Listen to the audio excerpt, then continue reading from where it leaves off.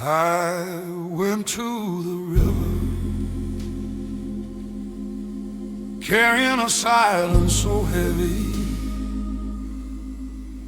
it bent the trees around me. The water did not ask why I came. It opened its mouth of foam, swallowed my sorrow whole, as if grief were nothing but another stone smoothed by patient currents.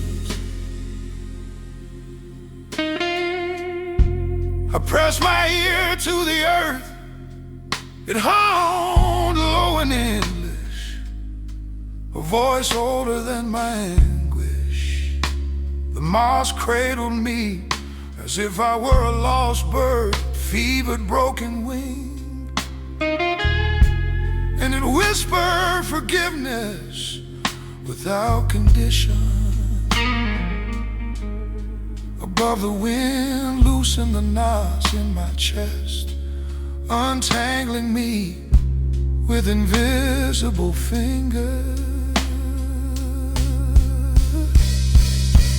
And when the first light of morning broke across the branches, I was emptied but not hollow. I was a vessel rinsed clean, ready to carry the quiet thunder of living. Whoa,